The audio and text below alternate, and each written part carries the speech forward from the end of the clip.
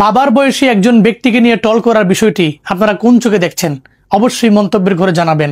আমার মন্তব্য হলো, তার পারিবারিক শিক্ষার অবশ্যই অভাব আছে।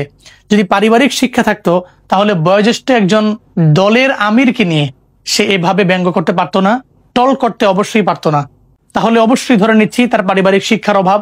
আর ইসলামিক জ্ঞান যদি বলেন, অবশ্যই তারও নেই। যে হাসাহাসি করছে তার আশপাশে যারা হাসাহাসি করছে একটারও নাই। যদি ইসলামিক শিক্ষা থাকতো তাহলে অবশ্যই নবীজির সেই হাদিস তারা জানতো এবং ওই হাদিস জেনে আমল করত।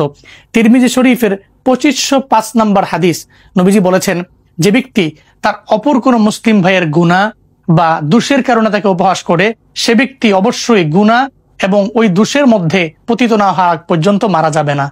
এর মানে বোঝা গেল, কোনো ব্যক্তি যদি আরেকটা ব্যক্তিকে নিয়ে টল করে, ব্যঙ্গ করে, সে যেভাবে ব্যঙ্গ করেছে, মৃত্যুর আগে একবার হলেও সে তেমন হবে।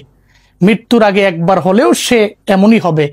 মৃত্যুর আগে সে এমন হবে, এটা নবীজির হাদিস এবং নবীজি স্পষ্ট এই বিষয়ে ঘোষণা করেছেন। তাহলে আমি সেই ভাইকে বলছি, আপনি অবশ্যই আল্লাহর কাছে ক্ষমা চান, মানুষের কাছে ক্ষমা চান। এভাবে করবেন না ভাই। মানুষকে নিয়ে ব্যঙ্গ করা অবশ্যই ঠিক না। আমি কোনো দলের সাফাই গাচ্ছি না, আমি আপনাদেরকে বোঝানোর জন্য বলছি।